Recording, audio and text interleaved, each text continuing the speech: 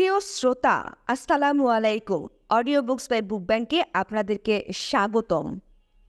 এখন পড়ছি আমি মেজর ডালিম বলছি এর 11তম পর্ব। অপহরণের ঘটনা সেনাবাহিনীতে তীব্র প্রতিক্রিয়া সৃষ্টি করে। সেই কালরাত্রির পরদিন আমাকে সেনা সদরে তলব করে পাঠানো হয়। আর্মি হেডকোয়ার্টার্সে উপস্থিত হয়েই জানতে পারলাম চিফ আমাকে ডেকেছেন, কিন্তু তার আগেই ডাক পড়ল জেনারেল জিয়ার অফিসে। মেজর হাফিজ তখন PS কর টু DCAS। সে আমাকে খবর দিল জেনারেল জিয়া আমার সাথে কথা বলতে চান, তিনি আমার অপেক্ষায় আছেন। অনুমতি নিয়ে গিয়ে ঢুকলাম তার অফিসে। গতরাতে কি ঘটেছে তিনি জানতে চাইলেন। সবকিছু বিস্তারিত খুলে বললাম তাকে। সব শুনে তিনি বেশ উত্তেজিতভাবেই বললেন, this is incredible and ridiculous, this is simply not acceptable. ঠিক আছে, দেখো চিফ কি বলে। তার অফিস থেকে বেরিয়ে আসতেই হাফিজ তার ঘরে নিয়ে গেলেন। নূর ও ছিল সেখানে। হাফিজ বলল, দেখো ডালিম, গতরাতের বিষয়টা শুধুমাত্র তোমার আর ভাবির ব্যাপার নয়, সমস্ত আর্মির dignity, pride and honour are at stake. মানে আমরা সবাই এর সাথে জড়িত। You got to understand this clearly, okay? অন্যান্য সব ব্রিগেডের সাথে আলাপ হয়েছে, তারাও এ ব্যাপারে সবাই একমত। This has got to be sorted out right and proper. Sheikh Mujib কি বিচার করবে? আমরা শফিউল্লাহর মাধ্যমে দাবি জানাবো আর্মির তরফ থেকে। প্রধানমন্ত্রীকে সে দাবি অবশ্যই মানতে হবে। দাবিগুলো আমরা ঠিক করে ফেলেছি। তুমি শফিউল্লাহ কি বলে সেটা শুনে আসো, তারপর যা করবার সেটা আমরা করব। আর্মি হেডকোয়ার্টার্সে সমস্ত তরুণ অফিসারদের মধ্যে চরম উত্তেজনা বিরাজ করছিল। হাফিজের অফিস থেকে চিফের ADC-কে ইন্টারকমে জানালাম, I am through with DCAS, so I am free now to see the chief. Right sir বলে রিসিভার নামিয়ে রাখলো ADC। কিছুক্ষণ পরেই ADC হাফিজের কামরায় এসে জানালো চিফ আমার জন্য অপেক্ষা করছেন। চিফের অফিসে ঢুকেই তিনি আমাকে বসতে বললেন। চেয়ার টেনে বসলাম মুখোমুখি। How are you? Fine sir. How is Nimmi?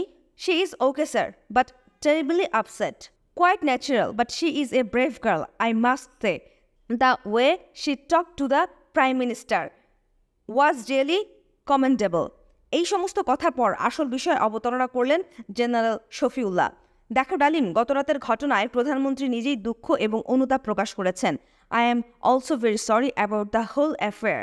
Sheikh সাহেব তো তোমাদেরও আপনজন, অত্যন্ত স্নেহ করেন তোমাদের দুজনকেই। তিনি যখন চাইছেন তুমি গাজীকে মাফ করে দাও, তার সে ইচ্ছা তুমি পূরণ করবে সেটা তো তিনি আশা করছেন। তুমি যদি গাজীকে মাফ করো তবে তিনি খুশি হবেন, তাই নয় কি? স্যার, তিনি আমার বিশেষ শ্রদ্ধার পাত্র। পারিবারিকভাবে আমাদের ঘনিষ্ঠতাও আছে, সেটাও সত্য। তিনি ও তার পরিবার আমাদের ভালোবাসেন, কিন্তু নীতির ব্যাপারে আপোষ আমি করতে পারবো না, সেটা আপনার সামনেই তাকে আমি বলে এসেছি। And I shall stick to that till the end. Well, that's up to you then. I have nothing more to tell you. Thank you sir বলে বেরিয়ে এসে দেখি চিফের অফিসের সামনে AHQ এর প্রায় সব অফিসার একত্রিত হয়ে দাঁড়িয়ে আছে। তারা আমার কাছ থেকে জানতে চাইল চিফ কি বললেন। আমি আমাদের কথোপকথনের সবটাই তাদের হুবহু খুলে বললাম। ক্ষুব্ধ হয়ে উঠল সবাই। একজন ADC-কে বলল, go and call him out here, we want to talk to him. ADC-র মাধ্যমে অফিসারদের অভিপ্রায় জানতে পেরে বেরিয়ে এলেন জেনারেল শফিউল্লাহ। সবাই তাকে ঘিরে দাঁড়ালো। চিফ বললেন, বলো তোমাদের কি বলার আছে। স্যার, গত রাতের ঘটনা শুধুমাত্র মেজর ডালিম এবং তার স্ত্রী ব্যক্তিগত ব্যাপার নয়। আমরা আজ যেখানে দুষ্কৃতিকারী দমনের জন্য সারা দেশে ডিপ্লয়েড, সেই পরিস্থিতিতে বিনা কারণে গাজী ও তার সন্ত্রাসীরা অস্ত্রের মুখে আমাদেরই একজন অফিসার এবং তার স্ত্রীকে কিডন্যাপ করে নিয়ে গিয়ে হত্যা করার চেষ্টা করেছে। এটা সম্পূর্ণই বেআইনি নয়।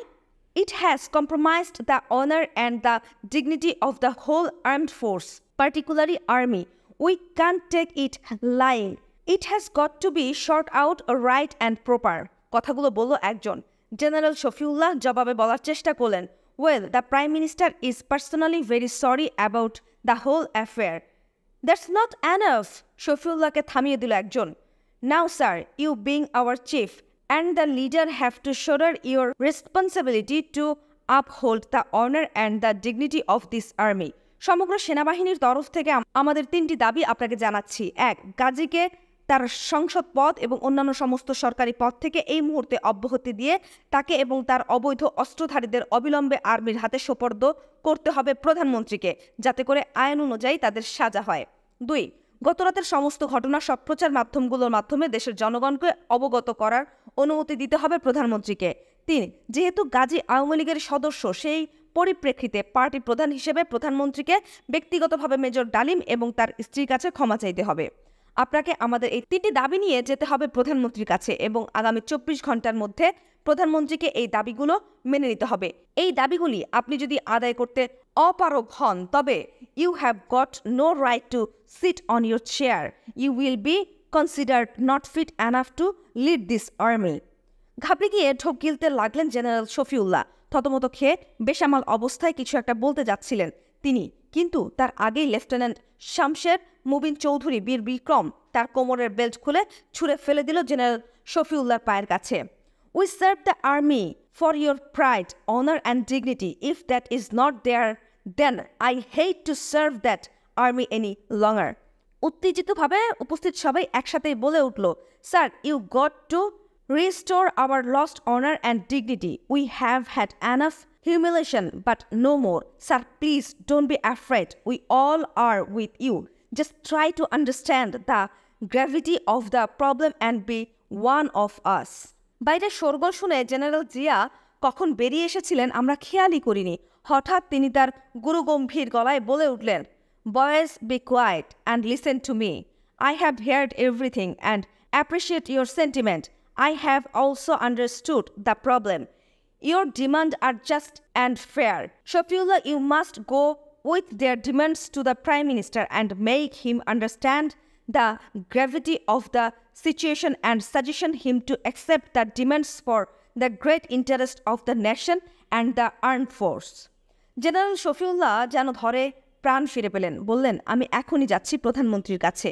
তখনই তিনি বেরিয়ে গেলেন গণভবনের উদ্দেশ্যে। তখন দুপুর পেরিয়ে গেছে। শফিউল্লাহ চলে যাবার পর আমরাও মেসে চলে এলাম লাঞ্চের জন্য। এখানে একটা বিষয়ে প্রাণিধানযোগ্য, শফিউল্লাহকে যখন ঘেরাও করা হয়েছিল তখন সেখানে কর্নেল এরশাদও উপস্থিত ছিলেন অন্যান্য পিসিওদের সাথে। তিনি তখন এজি হিসেবে হেডকোয়ার্টার্সে পোস্টেড ছিলেন। এক সময় জেনারেল শফিউল্লাহ তাকে জিজ্ঞাসা করেছিলেন, এরশাদ, তোমার অভিমত কি? Sir, I think their demands are quite legitimate. এই ধরনের ঘটনা আমার কিংবা আপনার সাথেও ঘটতে পারত, যেখানে army is deployed to maintain law and order and engaged in anti miscreant drive.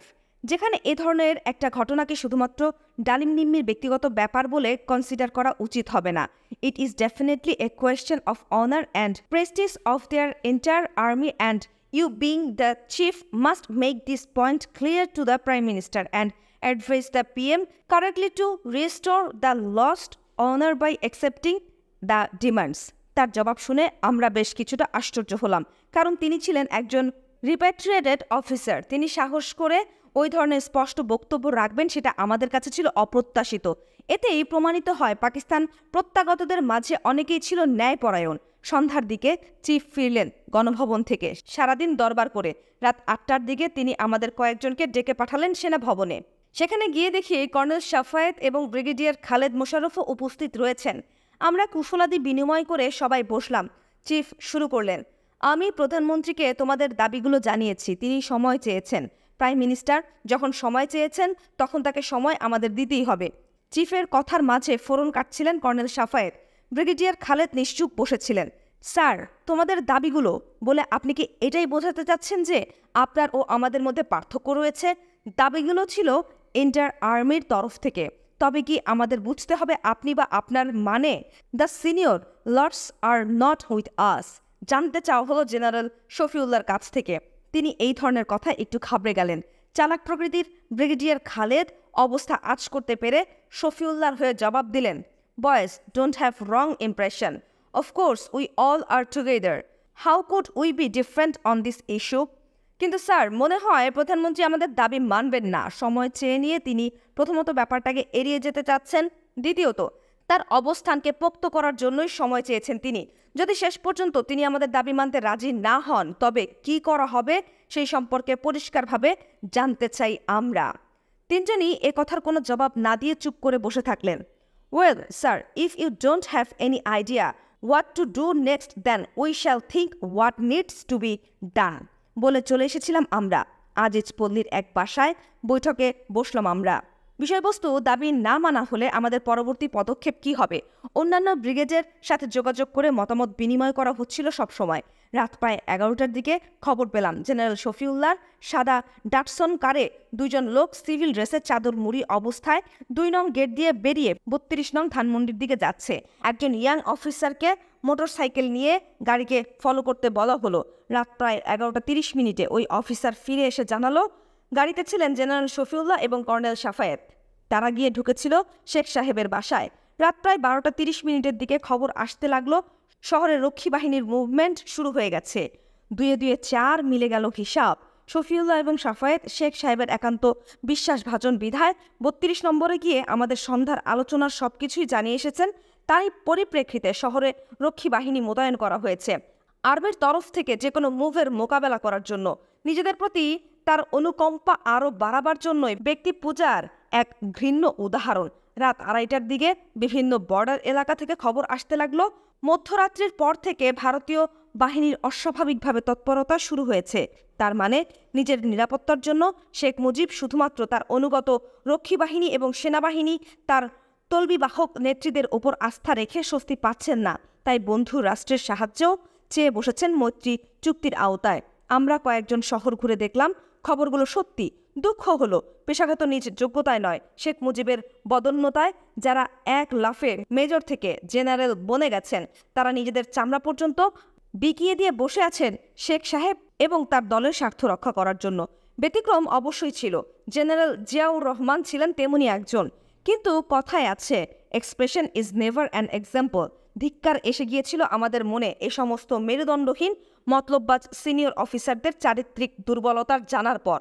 পরদিন শফিউল্লাহর ডাক পড়ল গণভবনে। ফিরে এসে আমাকে ডেকে পাঠালেন তিনি। গত 2 দিনের তুলনায় আজ তাকে বেশি কনফিডেন্ট দেখাচ্ছিল। Well, darling, the Prime Minister has asked for time as you have been already told. Meanwhile, I am ordering a court of inquiry about the whole matter that has happened so far, just for an official record. Once the court of inquiry is finished, you will go back to Kumilla. Right sir বলে salute করে বেরিয়ে এসেছিলাম তার office কক্ষ থেকে। কি অদ্ভুত যুক্তি!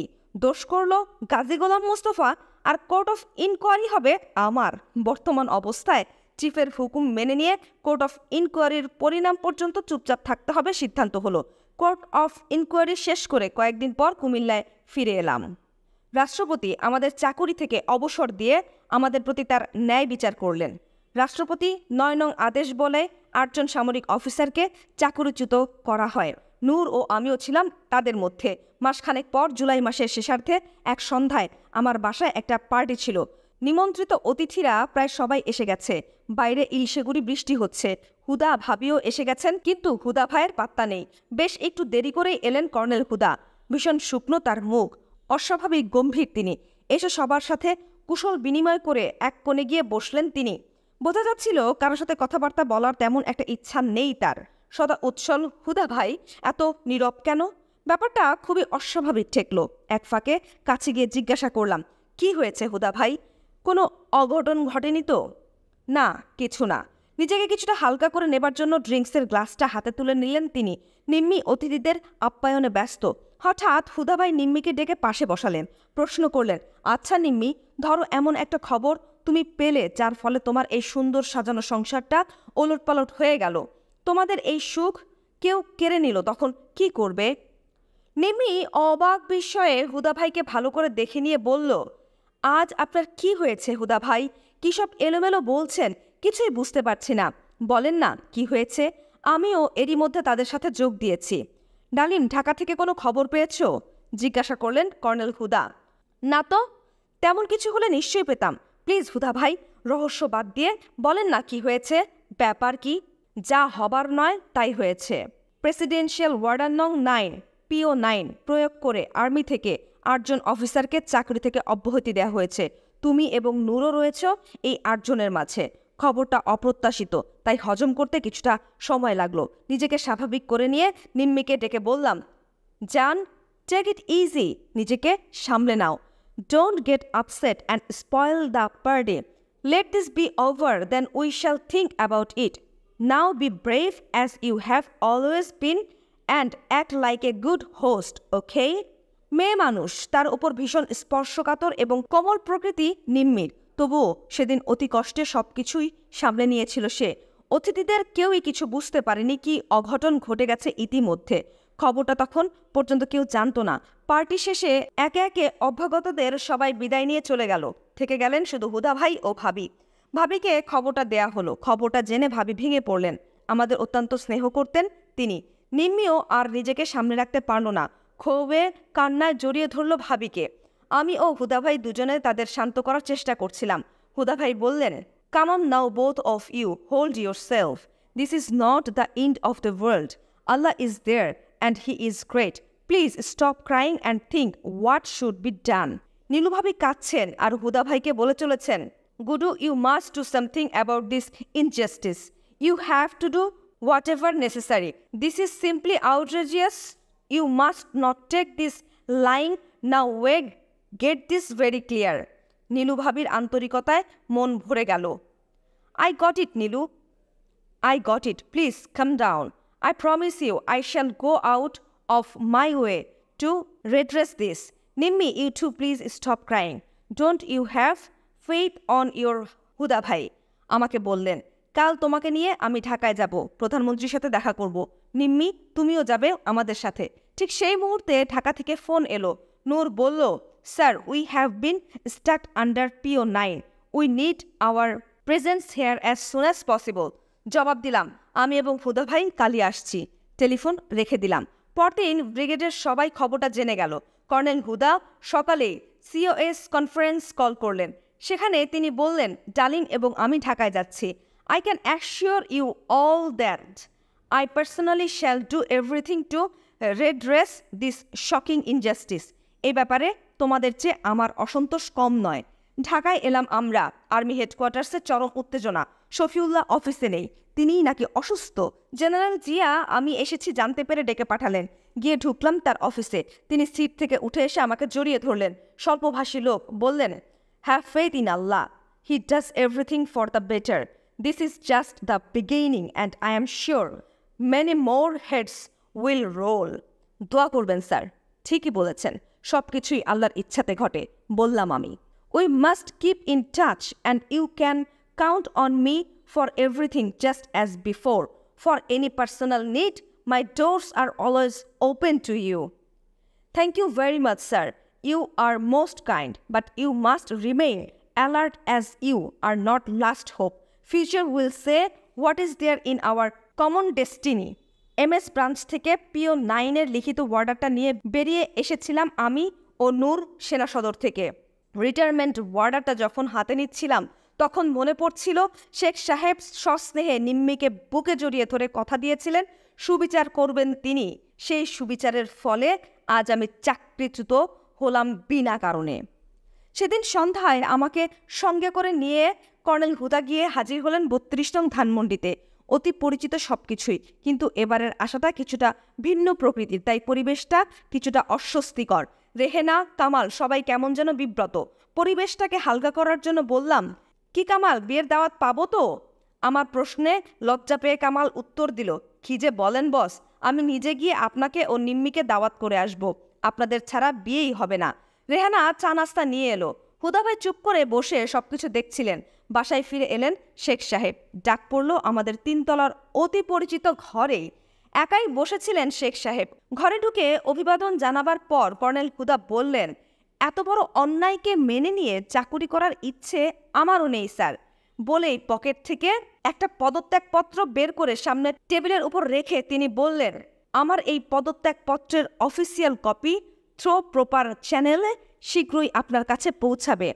তার এ ধরনের আকস্মিক উপস্থাপনায় কিছুটা বিব্রত হয়ে শেখ সাহেব বললেন, "তোমরা সবকিছু একতরফাভাবে দেখো, আমার দিকটাও একটু চিন্তা করো না। এদিকে আমার পার্টি আর অন্যদিকে ওরা। আমি কি করুন? পার্টির কাছে আমি বান্ধা, পার্টি ছাড়া তো আমার চলবে না।" তারপর আমার দিকে ফিরে বললেন, "তুই আর নূর কাল আমার সাথে রাইতে বাসায় দেখা করবি।" শেখ সাহেবের সাথে কথা বলার সময় হুদা ভাইয়ের চোখে পানি এসে গিয়েছিল। পরদিন জেনারেল শফিউল্লাহর অফিসে আমার ডাক পড়ল। চিফ আমাকে নির্দেশ দিলেন, কুমিল্লায় আমার আর ফিরে যাওয়া চলবে না। নিম্মিকে পাঠিয়ে জিনিসপত্র সব নিয়ে আসার বন্দোবস্ত করতে হবে। কর্নেল হুদা এই নির্দেশের জোর প্রতিবাদ করলেন। কিন্তু শফিউল্লাহ তার সিদ্ধান্ত বদলালেন না, কোনো ঝুঁকি নিতে চাচ্ছেন না তিনি। কুমিল্লায় ফিরে আমি যদি আবার কোনো অঘটন ঘটিয়ে বসি, এভাবেই মুক্তিযুদ্ধ থেকে শুরু করে স্বাধীনতার পর যে আর্মি গঠন প্রক্রিয়ায় অক্লান্ত পরিশ্রম করেছিলাম রাত দিন, সেই আর্মি থেকে স্বাভাবিক নিয়ম অনুযায়ী বিদায় নেওয়ার সৌভাগ্য থেকেও বঞ্চিত করা হয়েছিল আমাকে। একজন সৈনিকের জন্য এই অবমাননা সহ্য করা খুবই কষ্টকর। আমি ঢাকায় রয়ে গেলাম। হুদা ভাই, নিম্মি ও খালাম্মাকে নিয়ে ফিরে গেলেন কুমিল্লায়। আমাকে কুমিল্লায় ফিরতে না দেওয়ার অফিসার এবং সৈনিকরা অসন্তোষ ক্ষোভে ফেটে পড়ল। একদিন 2 ট্রাক সৈনিক কুমিল্লা থেকে আমাদের মালিবাগের বাসায় এসে হাজির। আমাকে ওরা নিয়ে যেতে এসেছে।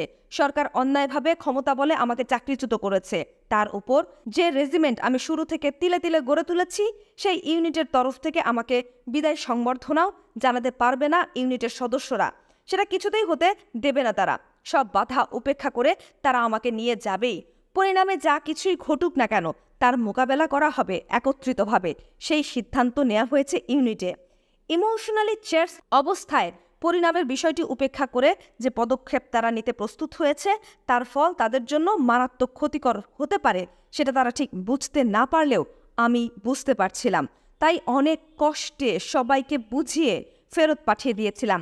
আমার যুক্তিগুলো মেনে নিয়ে অনেক ব্যাখ্যা বুকে নিয়ে ফিরে গিয়েছিল তারা। ফিরে যাওয়ার আগে আমার প্রিয় সহযোদ্ধারা বলেছিলেন, স্যার আপনি যেখানেই থাকেন না কেন, আমরা সবসময় আপনার সাথে আছি। একটা কথা ভুলবেন না কখনো, প্রয়োজনে ডাক দিয়ে দেখবেন, আমরা সব বাধা পেরিয়ে আপনার পাশে এসে দাঁড়াবো। একজন কমান্ডার হিসেবে অধীনস্থ সৈনিকদের কাছ থেকে এই ধরনের দুর্লভ সম্মান পাওয়া সৌভাগ্য হয়েছে আমার।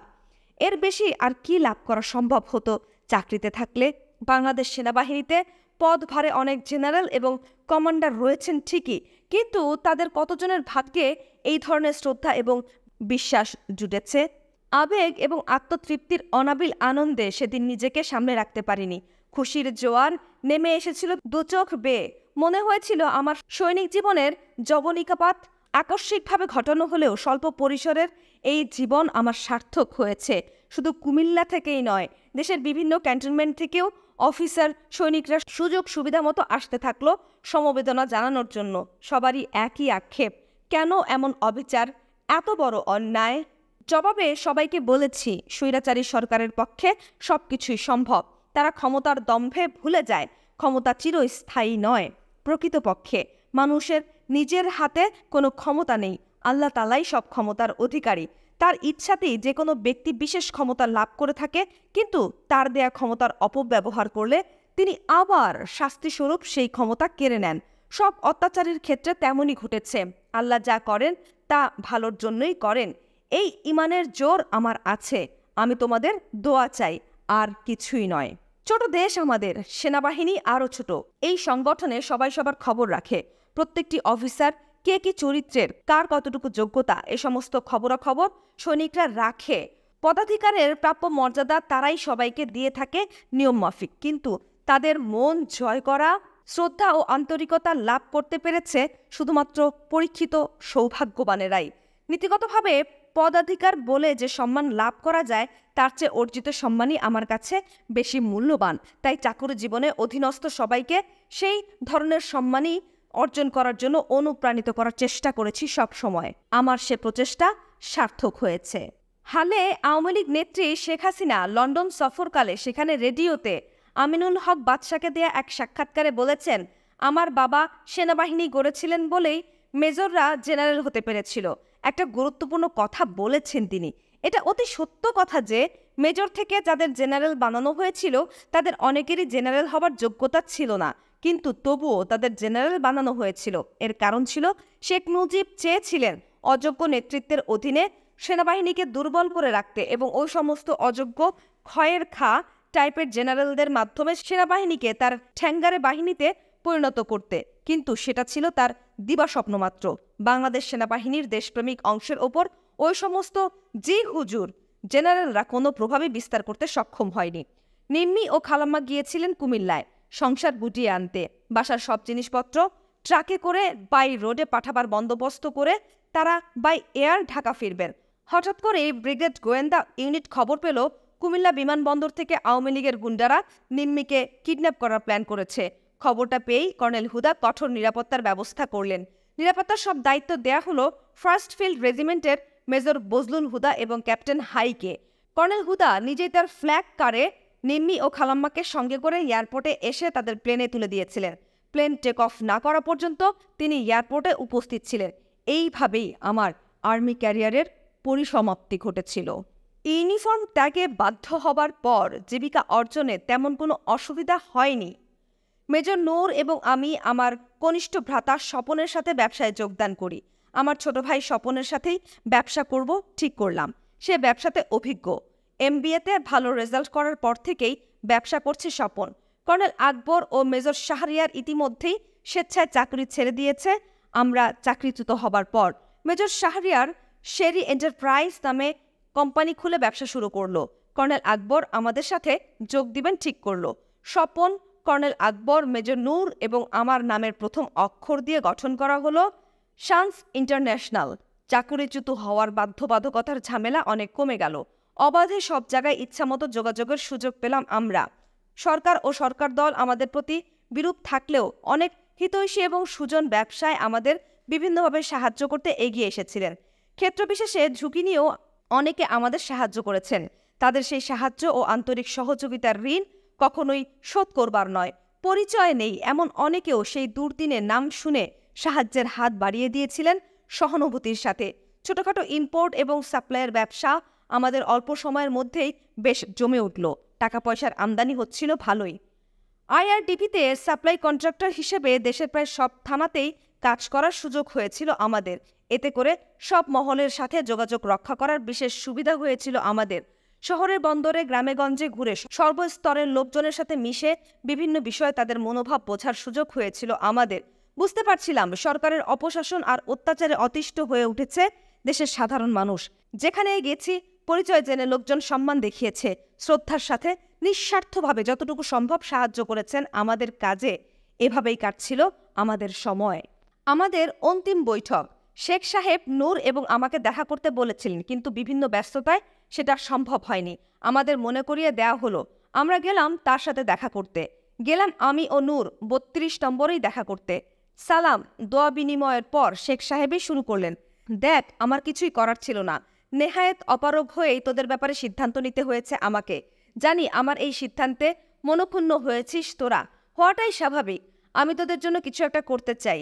বিদেশে দূতাবাসে চাকরি করতে চাইলে সেই ব্যবস্থা কইরা দিতে পারি।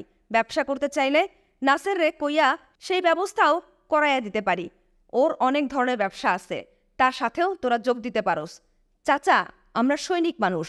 সেনাবাহিনীর চাকরি স্বেচ্ছায় নিয়েছিলাম, টাকা পয়সার লোভে নয়, সম্মান এবং দেশের সেবা করার জন্যই। সেটাই যখন আপনার বিচারে হারাতে হয়েছে, তখন আপনার কাছে আমাদের আর অন্য কিছুই চাওয়ার নাই। এরপরও আপনি আমাদের জন্য যদি কিছু করতে চান, সেটা আপনার মহানুভবতা। আপনি আমাদের জন্য দোয়া করবেন, সেটাই যথেষ্ট। রিজিকের মালিক আল্লাহ। খেয়ে পরে বাঁচার মতো কিছু একটা করতে পারবো আপনাদের দোয়ায় ইনশাল্লাহ। জানি না আর দেখা হওয়ার সুযোগ হবে কিনা। বেয়াদবি নিবেন না চাচা। একটা কথা আপনাকে বলে যাই, আপনার আশেপাশে যারাই সর্বক্ষণ আপনাকে ঘিরে রেখেছে তাদের বেশিরভাগই মতলববাজ। দেশের অবস্থা এবং জনগণ সম্পর্কে তারা আপনাকে সঠিক কথা বলে না। যা শুনলে আপনি খুশি হবেন, চাটুকাররা সেটাই বলে থাকেন মতলব হাসিল করার জন্য। খোদা না করুক তেমন দুর্দিন যদি কখনো আসে, তবে এদের কেউই আপনার সাথে থাকবে না, চলে যাবে নতুন আশ্রয়ের সন্ধানে। তখন সেই অবস্থার জন্য সব দায় দায়িত্ব আপনার উপরেই আরোপ করা হবে এবং এই অবস্থার মোকাবেলাও করতে হবে আপনাকেই। আপনি সবসময় বলে থাকেন যে দেশের জনগণকে আপনি ভালো করে চেনেন, কিন্তু আজ আমি বলে যাচ্ছি জনগণ থেকে বর্তমানে আপনি সম্পূর্ণভাবে বিচ্ছিন্ন হয়ে পড়েছেন, কিংবা আপনাকে করা হচ্ছে। আপনি আমাদের স্নেহ করেন। আমাদের চাকরিচ্যুত করে আপনার কতটুকু লাভ হয়েছে সেটা আপনি ভালো বোঝেন। তবে আমরা কিন্তু বরাবরই আন্তরিকভাবে আপনার ভালোই চেয়েছি। আল্লাহ পাক আপনাকে অনেক দিয়েছেন, আপনার তো আর চা পাওয়ার কিছুই থাকতে পারে না। চাটার দল ছেড়ে দেশ ও জাতির নেতা হওয়ার চেষ্টা করা উচিত আপনার। তারই মধ্যে রয়েছে আপনার দীর্ঘ রাজনৈতিক জীবনের ত্যাগ ও পরিশ্রমের সার্থকতা। শেখ সাহেব আমার কথাগুলো চুপচাপ শুনছিলেন আর পাইপে মৃদু টান দিচ্ছিলেন। তিনি কিছু বলছেন না দেখে আমি বললাম, আমরা তাহলে এবার আসি। তিনি অনুমতি দিলেন। আমরা বেরিয়ে এলাম 32 নম্বর থেকে। অত্যন্ত আন্তরিকতার সাথেই কথাগুলো বলেছিলাম তাকে, ব্যক্তিগতভাবে শ্রদ্ধা করি বলেই। এর কতটুকু তিনি বুঝেছিলেন জানি না। আর্মি এবং রক্ষী বাহিনীর প্রতি শেখ মুজিবের মনোভাব। জেনারেল শফিউল্লাহ 1987 সালে 28 অগাস্ট লন্ডনের বাংলা সাপ্তাহিক জনমতকে দেয়া সাক্ষাৎকার, যেটা পরে 3রা সেপ্টেম্বর 1987 সালে স্থানীয় দৈনিকগুলোতে প্রকাশিত হয়েছিল, তাতে শেখ মুজিবের সেনাবাহিনী এবং রক্ষী বাহিনীর প্রতি তার মনোভাব বিশদ প্রতিফলন ঘটে। প্রশ্ন, আওয়ামী লীগ সরকারের সঙ্গে সামরিক বাহিনীর সম্পর্ক নাকি ততটা ভালো ছিল না, কথাটা কি সত্য বলে আপনি মনে করেন? উত্তর, আওয়ামী লীগ সরকারের ব্যক্তিগতভাবে আমার উপর আস্থা ছিল, কিন্তু পুরো সামরিক বাহিনীর উপর তাদের আস্থা ছিল কিনা তাতে সন্দেহ আছে। প্রশ্ন, স্বাধীনতার পর আপনাকে কেন চিফ অফ স্টাফ নিযুক্ত করা হলো? উত্তর, এটা রাজনৈতিক সিদ্ধান্ত, ওসমানী সাহেবের কোনো সিদ্ধান্ত নয়। প্রশ্ন, রক্ষী বাহিনী গঠন করার আগে আওয়ামী লীগ সরকার এই ব্যাপারে কি আপনার সঙ্গে কোনো আলাপ আলোচনা করেছিল? উত্তর, না, তবে গঠন করার পর আমাকে বলা হয়েছিল রক্ষী বাহিনী গঠন করা হয়েছে পুলিশ বাহিনীর সহযোগী শক্তি হিসাবে, তবে লোকমুখে আমি শুনেছি যে রক্ষী বাহিনী গঠন করা হচ্ছে আর্মড ফোর্সের জায়গা পূরণের জন্য। প্রশ্ন, সামরিক বাহিনীর সাথে রক্ষী বাহিনীর সম্পর্ক কেমন ছিল? উত্তর, সম্পর্ক ভালো ছিল না, তার কতগুলো কারণ ছিল। যখন গুজব ছড়িয়ে পড়েছিল যে রক্ষী বাহিনীকে আর্মির জায়গায় বসানো হবে, নতুন বাহিনী হিসেবে রক্ষী বাহিনীকে তখন সবকিছুই নতুন জিনিসপত্র দিয়ে সাজানো হচ্ছিল।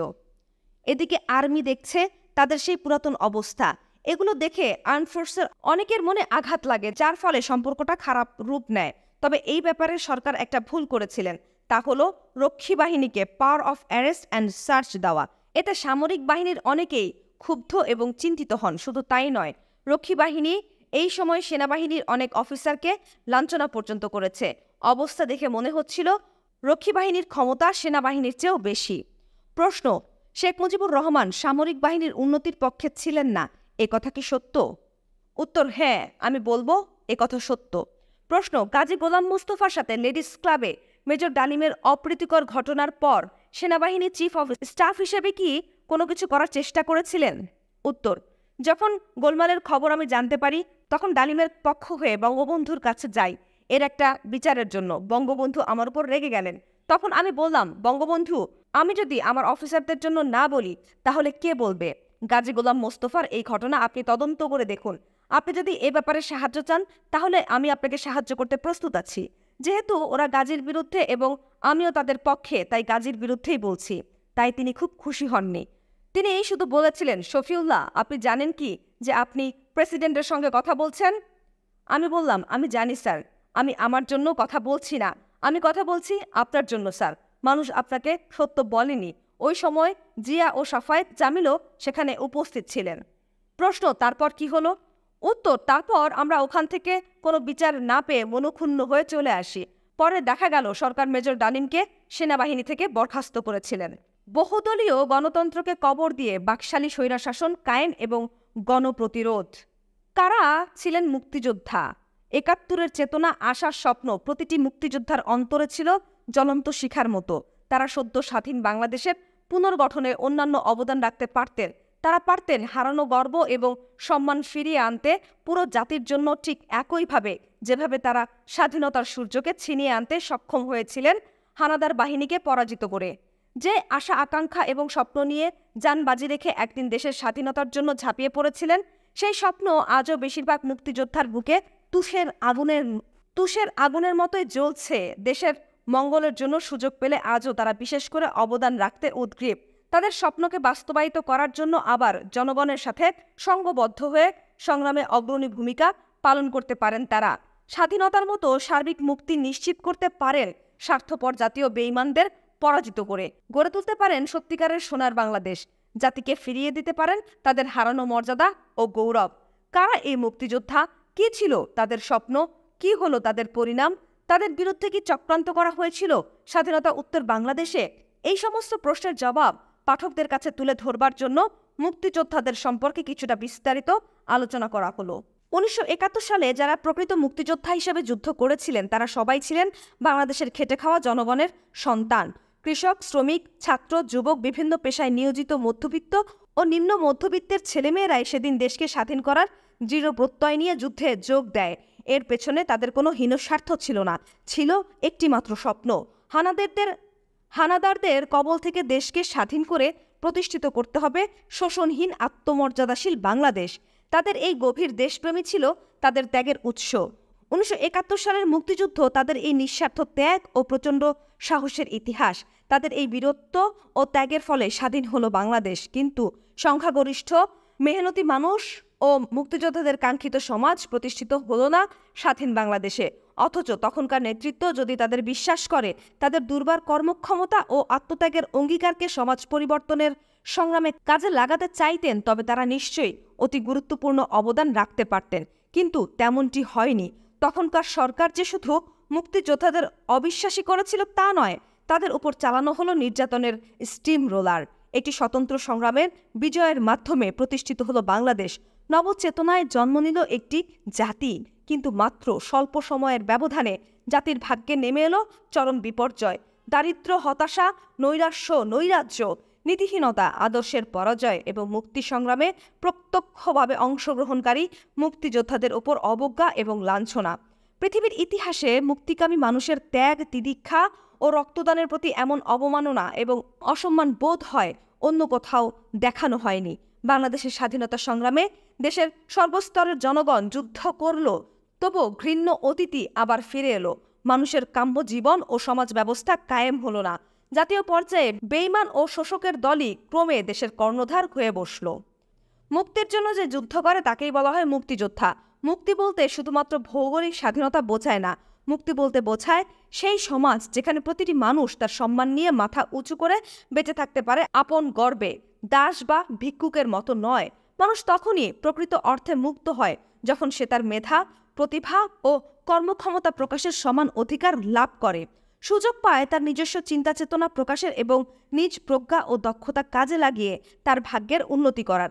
আর্থিক ও সামাজিক অধিকারের বৈষম্য থাকলে মানুষ মুক্ত বলে বিবেচিত হতে পারে না। যে দেশে সংখ্যাগরিষ্ঠ মানুষ দারিদ্র্যসীমার নিচে বাস করে, দুবেলা ভাত পায় না, সে দেশের মানুষ মুক্ত বা মুক্তিযুদ্ধের স্বপ্ন বাস্তবায়িত হয়েছে। এই ধরনের উচ্চবাচ্য করা পরিহাস ছাড়া আর কিছুই নয়। অনেকেই বলেন ৭১-এর যুদ্ধে ভারতীয় সশস্ত্র বাহিনী সক্রিয়ভাবে অংশগ্রহণ না করলে বাংলাদেশ স্বাধীন হতো না। আমি বলি, ভারতীয় সেনাবাহিনী কেন তার সাথে রাশিয়ার সশস্ত্র বাহিনী যদি যোগ দিত, তাহলে ৭১-এর যুদ্ধে তাদের পক্ষে পাকিস্তানকে পরাজিত করাও সম্ভব হতো না। কারণ জয় পরাজয় নির্ভর করে জনগণের সমর্থনের ওপর। অল্প কিছু লোক এবং গোষ্ঠী ব্যতীত পূর্ব পাকিস্তানের সমগ্র জনসাধারণ মুক্তি সংগ্রামে প্রত্যক্ষ ও পরোক্ষ সমর্থন দিয়েছিল বলেই দেশ স্বাধীন হয়। কিন্তু এই জনগণকেই তাদের প্রাপ্য মর্যাদা দেয়নি স্বাধীনতা উত্তর বাংলাদেশ সরকার। মুক্তিযোদ্ধাদের নিরস্ত্র করার হুকুম মোতাবেক সমস্ত অস্ত্র জমা নেবার পর ২-৩ দিনের নোটিশে মুক্তিযোদ্ধাদের ক্যাম্পগুলো বন্ধ করে দেয়া হয়।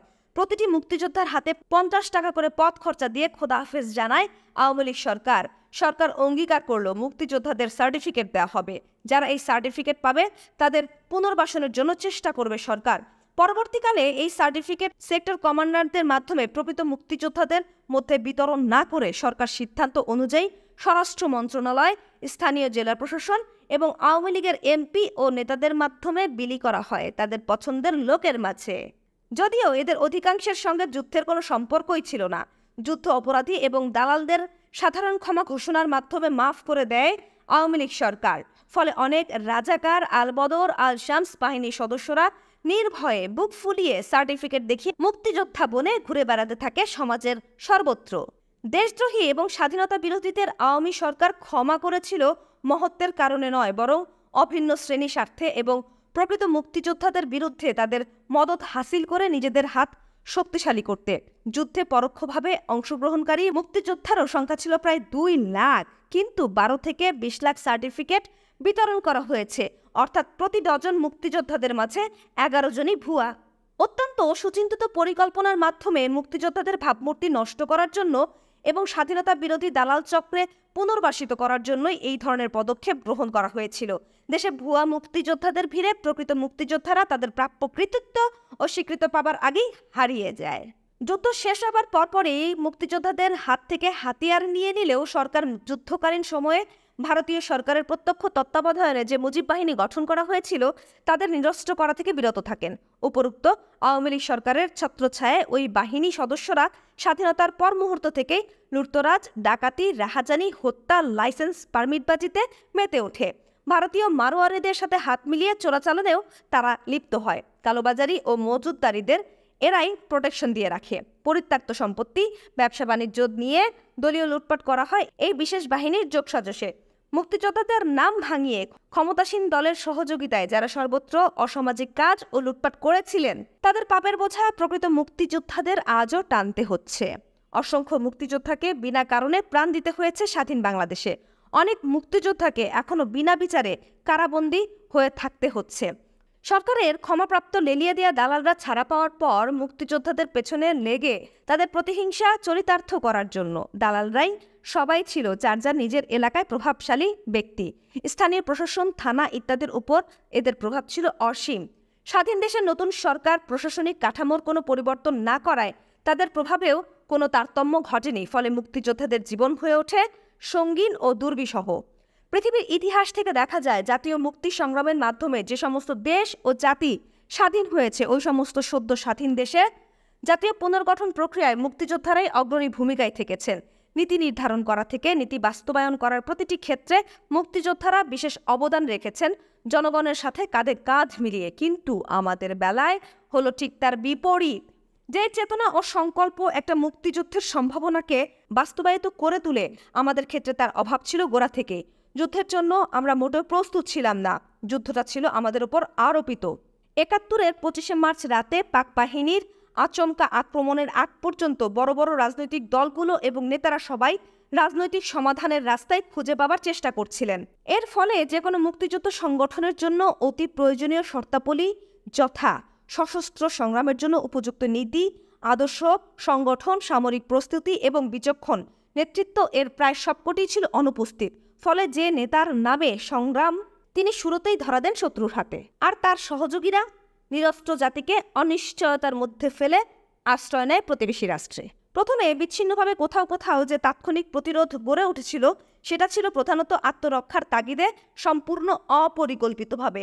তবে যারা এ ধরনের প্রতিরোধ গড়ে তোলে, তাদের সাহস ও সংকল্প ছিল অকৃত্রিম। কিন্তু যুদ্ধটা যে আকস্মিক ছিল এবং সমগ্র জাতিকে সেই আকস্মিক ঘটনার সঙ্গে পর্যায়ক্রমে জড়িত হয়ে পড়তে হয়েছিল, তাতে কোনো সন্দেহ নেই। সূত্রহীন এই আকস্মিকতার একটা মহান যুদ্ধকে সার্বিক মুক্তির লক্ষ্যে এগিয়ে নেবার জন্য যে রাজনৈতিক আদর্শের প্রয়োজন, সেই আদর্শ গড়ে ওঠার সুযোগ আমরা পাইনি। যুদ্ধের নেতৃত্ব যারা কবজা করে নেয়, তাদেরও এটা কাম্য ছিল না। দেশের আপামর জনসাধারণ রাজনৈতিক এবং অর্থনৈতিক নিপীড়নের বিরোধিতা করার জন্যই আওয়ামী লীগের সঙ্গে ঐক্যবদ্ধ হয়েছিল। কিন্তু জনগণের সেই আশা পূরণ করা আওয়ামী লীগের পক্ষে সম্ভব ছিল না, কারণ সেটা হতো তাদের শ্রেণী স্বার্থের পরিপন্থী। মুক্তিযুদ্ধের চেতনা প্রতারণার শিকারে পরিণত হয় মূলত এ কারণেই। কিন্তু যারা মুক্তিযুদ্ধ করেছেন এবং যুদ্ধে সহায়তা করেছেন, তারা লক্ষ্যহীন ছিলেন না। মুক্তিযুদ্ধ যারা করেছেন তাদের বিপুল অংশই ছিল অরাজনৈতিক ব্যক্তি, নিঃস্বার্থ দেশপ্রেমিক মা বোন ও দেশবাসীর লাঞ্ছনার প্রতিরোধের আকাঙ্ক্ষাই তাদের উদ্বুদ্ধ করেছিল যুদ্ধে যোগ দিতে। অবশ্য আত্মরক্ষার তাগিদেও অনেকে যুদ্ধে যোগ দিতে বাধ্য হয়েছিলেন, তবে বেশিরভাগ লোকই স্বেচ্ছায় আত্মত্যাগের মহৎ মনোভাব নিয়েই এগিয়ে এসেছিলেন। তাদের উদ্দেশ্য ছিল দেশকে শত্রুমুক্ত করে স্বাধীন করা। বাংলাদেশের প্রত্যন্ত অঞ্চল থেকে হাজার হাজার কিশোর যুবক বিচ্ছিন্নভাবে মুক্তিযোদ্ধা হিসেবে প্রশিক্ষণ গ্রহণ করে, প্রশিক্ষণ প্রাপ্ত হয়ে যুদ্ধ করে বিভিন্ন সেক্টরে। অন্যদিকে আওয়ামী লীগ ও তার দোসররা তাদের কর্মীদের নিয়ে ভারতের সহায়তায় নিজেদের নিজস্ব বাহিনী গঠন করে তাদের যুদ্ধক্ষেত্রে না পাঠিয়ে তাদের অতি সযত্নে সংরক্ষিত করে রাখে স্বাধীনোত্তরকালে নিজেদের ক্ষমতা টিকিয়ে রাখার জন্য। প্রকৃতপক্ষে ৯ মাসের আগাগোড়া যারা যুদ্ধ করেছে তাদের অধিকাংশই ছিল অরাজনৈতিক সাধারণ ঘরের ছেলে মেয়ে। তারা ছিল সরল মনা, তাই যুদ্ধ শেষে বিনা দ্বিধায় তারা তাদের অস্ত্র জমা দিয়ে দেয়। স্বাধীন বাংলাদেশের অস্ত্রের দাপট, পারমিটবাজি, লুটতরাজ, হাইজ্যাক, গুম, খুন, ধর্ষণ ও অন্যান্য দুষ্কর্মে এসব নিবেদিত প্রাণ ত্যাগী মুক্তিযোদ্ধাদের অংশগ্রহণ ছিল খুবই সামান্য। রাজনৈতিক চেতনার অভাবে শক্তি থাকা সত্ত্বেও এরা সংগঠিত হতে পারেনি। বাংলাদেশের বিশাল জনসমুদ্র থেকে এসে তারা আবার জনসমুদ্রেই মিশে যান। সদ্য স্বাধীন বাংলাদেশে প্রয়োজনীয় পরিবর্তন সাধন করে সুষম আর্থসামাজিক ব্যবস্থা কায়েম করার মতো শক্তি তাদের ছিল। এটা আঁচ করতে পেরেই আওয়ামী লীগ সরকার শঙ্কিত হয়ে পড়ে এবং দেশে ফিরেই প্রথমেই মুক্তিযোদ্ধাদের হাত থেকে অস্ত্র কেড়ে নেয়। একই সাথে সুখী ভবিষ্যতের কথা বলে তাদের ভাওতা দেয়। এভাবেই মুক্তিযোদ্ধাদের ভবিষ্যৎ অনিশ্চিত হয়ে পড়ে। 16 ডিসেম্বর 1971 সালে স্বাধীনতা সংগ্রামের চূড়ান্ত বিজয়ের পর যুদ্ধবিধ্বস্ত বাংলাদেশকে পুনর্গঠনের মাধ্যমে মানুষের অর্থনৈতিক ও সামাজিক নিরাপত্তা সুনিশ্চিত করা এবং সেই সঙ্গে সূর্য সন্তান মুক্তিযোদ্ধাদের সমাজে সম্মাননা পুনর্বাসনের উদ্দেশ্যে 1972 সালের 13 ফেব্রুয়ারি ঢাকায় স্কাটন লেডিস ক্লাবে বাংলাদেশ মুক্তিযোদ্ধা সংসদ প্রতিষ্ঠিত হয়। এই সংসদের আহ্বানে দ্রুত দেশের প্রতিটি থানায় এবং ইউনিয়নে মুক্তিযোদ্ধা সংসদের অঙ্গ সংগঠন গড়ে ওঠে। 15 সেপ্টেম্বর 1972 সালে এই সংগঠনের প্রথম কাউন্সিল অধিবেশন হয় এবং ওই অধিবেশনে একটি গণতন্ত্র এবং জাতীয় কার্যনির্বাহী পরিষদ নির্বাচিত হয়। এই কমিটির লক্ষ্য অর্জনের পথে বাংলাদেশ তৎকালীন গণবিরোধী এবং মুক্তিযোদ্ধাদের প্রতি বৈরী মনোভাবাপন্ন সরকার এবং ধোঁকাবাজির রাজনীতির হাতছানি মারাত্মক অন্তরায় হয়ে দাঁড়ায়। সরকারের কাছে নিজেদের বিকিয়ে দিয়ে কয়েকজন কাউন্সিল সদস্য সরকারি প্রচারণায় সংসদের গণতন্ত্রকে সম্পূর্ণ উপেক্ষা করে সংসদকে আওয়ামী লীগ সরকারের লেজুরে পরিণত করার উদ্যোগ নেন। জাতীয় নির্বাহী পরিষদের আয়ুষ্কাল শেষ হওয়া সত্ত্বেও নতুন নির্বাচনের বিধানকে আমলে না নিয়ে 1975 সালে 28 ফেব্রুয়ারি ওই চক্র এক কোরাম সভায় গণতন্ত্রকে উপেক্ষা করে বৈধ জাতীয় নির্বাহী কমিটি ভেঙে দিয়ে নতুন একটি কমিটি গঠন করে। এই কমিটি পরে 1975 সালের মার্চ মাসের এক সভায় জনধিকৃত বাকশালে বাংলাদেশ মুক্তিযোদ্ধা সংসদের যোগদানের কথা ঘোষণা করে। সংসদের আদর্শ জলাঞ্জলি দিয়ে সংসদের গণতন্ত্রের অবমাননার দায়ে জনাব নঈম জাহাঙ্গীর ও কয়েকজন মুক্তিযোদ্ধা 75 মার্চ মাসেই ঢাকা মুনসেফ কোর্টে ওই অবৈধ পরিষদ গঠনের বিরুদ্ধে একটি মামলা দায়ের করে অসীম সাহসিকতার পরিচয় দেন। কোর্ট ইনজাংশন জারি করে অবৈধ পরিষদের গণতন্ত্র বিরোধী কার্যকলাপ বন্ধ করে দেয়। ফলে সংসদ বাকশালের রাহুগ্রাস থেকে সাময়িকভাবে বেঁচে যায়। ইনজাংশন জারি করলেও কোর্ট সরকারের রোষ এড়াবার জন্য তাৎক্ষণিকভাবে মামলার রায় প্রদান স্থগিত রাখে। ঐক্য প্রচেষ্টা ফলপ্রসূ হয়নি। স্বৈরাচারী একনায়কত্বের বিরুদ্ধে লড়াইয়ের জন্য জাতীয়তাবাদী এবং প্রগতিশীল রাজনৈতিক দলগুলোর ঐক্য ছিল অপরিহার্য, কিন্তু অনেক চেষ্টায়ও সেই ঐক্য অর্জন করা সম্ভব হয়নি। সরকারি দল ও তাদের পেটোয়া বাহিনীর নির্যাতনের বিরুদ্ধে বিরোধী দলগুলো তাদের সাধ্যমতো প্রতিরোধ গড়ে তোলার চেষ্টা করেছে। সর্বহারা পার্টি এবং জাসদের কর্মীরাই সরকার বিরোধিতায় মারাত্মকভাবে তৎপর। অন্যান্য বামপন্থী রাজনৈতিক দলগুলো এবং প্রগতিশীল সংগঠন তাদের সাধ্য ও সামর্থ্য অনুযায়ী সরকারের নির্যাতনের বিরুদ্ধে লড়ছে। জনগণ সাধারণভাবে আওয়ামী ঐক্যজোটের বিরুদ্ধে। ঐক্যজোটের স্বৈরাচারী নির্যাতনের জীবন ও জীবিকার তাগিদে সবাই দিশেহারা। Jasad, National Awami Party, Leninbadi Communist Party, Sarbahara Party, Jatiya League ইত্যাদি দলগুলো নিয়মতান্ত্রিক পদ্ধতিতে এবং তাদের গোপন সংগঠনগুলোর মাধ্যমে সরকারের বিরুদ্ধে লড়ছে। তাদের মধ্যে সরকার বিরোধিতার ব্যাপারে কয়েকটি বিষয় ঐক্যমত রয়েছে। জনগণও আজ পিছিয়ে নেই, তারাও আজ আওয়ামী লীগ ও তাদের দোসরদের বিরুদ্ধে সোচ্চার হয়ে উঠেছে। কিন্তু এরপরও কোনো একটি দলের পক্ষেই পর্যাপ্ত পরিমাণের শক্তি এবং প্রভাব বিস্তার করা সম্ভব হচ্ছে না সরকারি নিষ্পেষণের কারণে। ফলে জনগণ কোনো বিশেষ রাজনৈতিক দলের পেছনে দাঁড়াতে ভরসা পাচ্ছে না। তারা এটাও লক্ষ্য করেছে যে বিরোধী দলগুলো মোটামুটিভাবে সরকার বিরোধী একই রকমের বক্তব্য রাখছে, একইভাবে সরকারের বিরোধিতা করছে, কিন্তু তারা ঐক্যবদ্ধভাবে সরকার বিরোধী আন্দোলন গড়ে তোলার চেষ্টা করছে না। দলগুলোর মধ্যে তেমন কোনো মৌলিক পার্থক্য না থাকায় এবং তাদের বক্তব্য এবং মতামতের মধ্যে একটা মৌলিক সাদৃশ্য দেখতে পাওয়ায় তারা চাইছিল সব বিরোধী দল এবং সংগঠনগুলো ঐক্যবদ্ধ হোক। এ ব্যাপারে কিছু নির্দলীয় রাজনৈতিকভাবে সচেতন দলীয় দেশপ্রেমিক ব্যক্তি নিজেরা উদ্যোগ নিয়েছিল ওই ধরনের একটা ঐক্য প্রচেষ্টার। লেখকেরও এই ব্যাপারে সক্রিয় ভূমিকা ছিল। বিরোধী দলগুলোর কোনোটাই সরকারের নির্যাতন এবং দমন নীতির মুখে এককভাবে দাঁড়াতে পারবে না, এ ব্যাপারে কারো কোনো দ্বিমত ছিল না। গণ আন্দোলন এবং সরকার বিরোধী সব প্রচেষ্টা ব্যর্থ হয়ে যাবে পর্যায়ক্রমে, এ ব্যাপারেও ঐক্যমত ছিল। এই দুটো মূল বিষয়ই ছিল ঐক্য প্রচেষ্টার ভিত্তি। বর্তমান পরিস্থিতিতে এবং আগামী দিনগুলোতে ঐক্যবদ্ধ হতে না পারলে কারো পক্ষেই শক্তি বৃদ্ধি করা সম্ভব হবে না এবং দলগুলোর বিলুপ্তি ঘটার সমূহ সম্ভাবনা রয়েছে। এই বিষয়টিও পরিষ্কার বোঝা যাচ্ছিল। তাছাড়া সরকার যেভাবে দেশে প্রকাশ্যে রাজনীতি পরিধি ক্রমান্বয়ে সংকুচিত করে আনছে, তাতে করে অচিরেই আগামীতে দেশে একদলীয় শাসনই প্রতিষ্ঠিত হবে। সেক্ষেত্রে বিচ্ছিন্নভাবে সরকার বিরোধী কিছু করতে গেলে তাতে শক্তি ক্ষয় ঘটবে, কিন্তু তাতে কোনো লাভ হবে না। গোপনে বৈঠকের পর বৈঠক চলল। আলোচনাকালে বোঝা গেল ঐক্যের পক্ষে যারা, তারা শীর্ষ নেতাদের জন্য তেমনভাবে তাদের মতামত প্রকাশ করতে পারছিল না। সার কথা বুঝতে পারা যাচ্ছিল ঐক্যের পথে মূল বাধা নেতারা।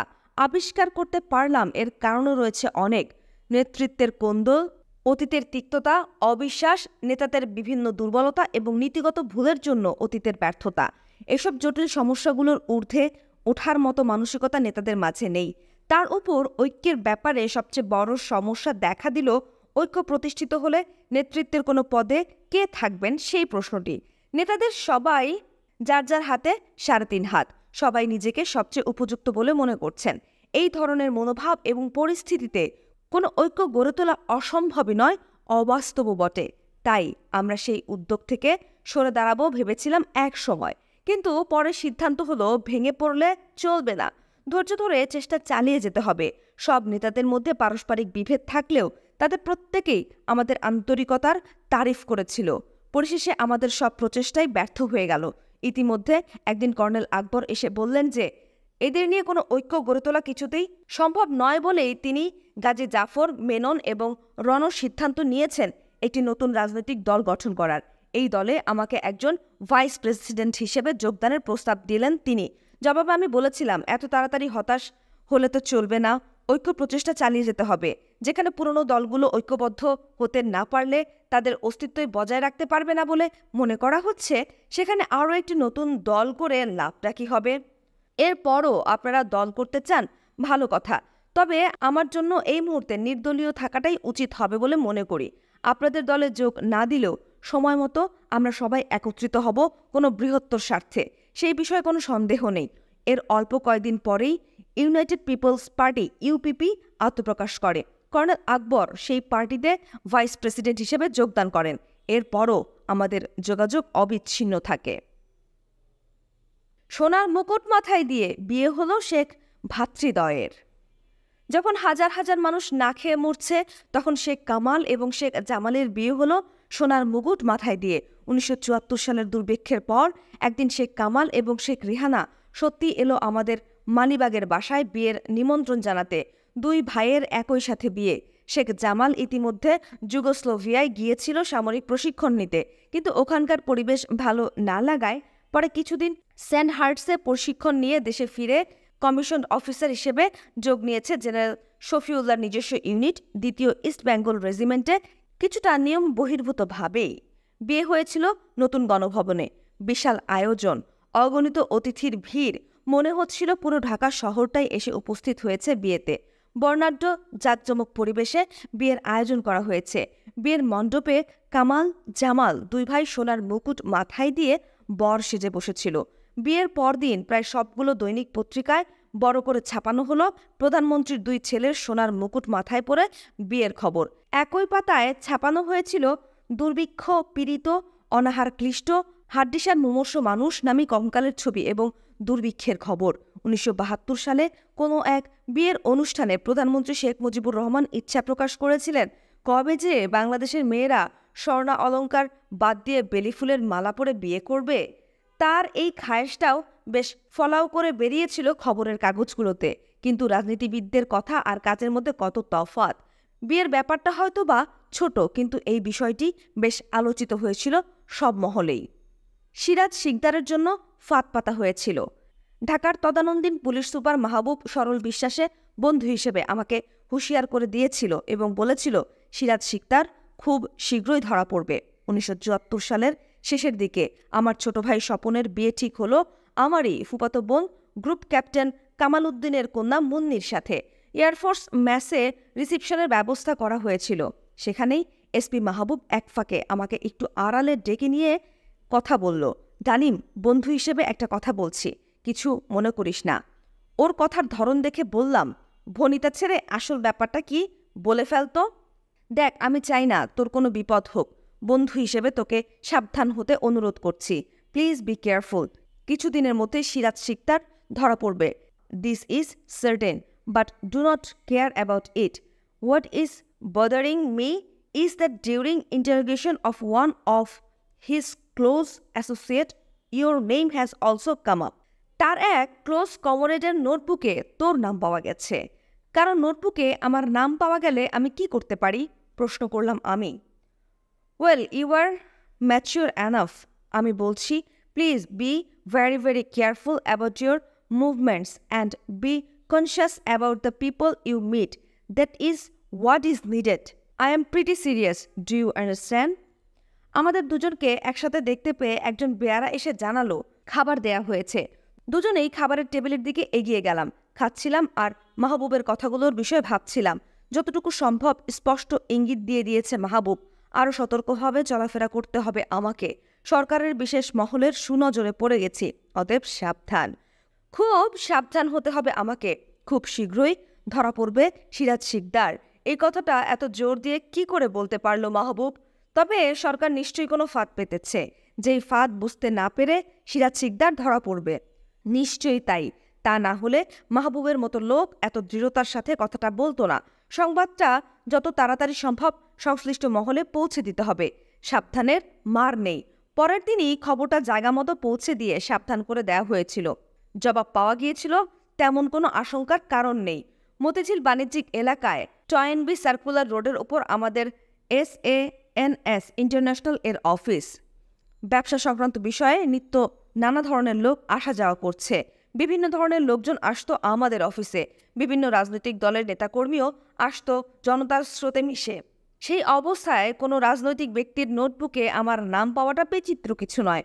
কিন্তু যেটা ভাবনার বিষয় সেটা হলো সর্বহারা পার্টির গুরুত্বপূর্ণ এক ব্যক্তির নোটবুকে আমার নাম পাওয়া গেছে। সেটাই আশঙ্কার বিষয়। অন্যান্য রাজনৈতিক দলগুলোর সাথেও আমার যোগাযোগ রয়েছে সেই বিষয়ে, কিন্তু মাহবুব কিছুই বলল না।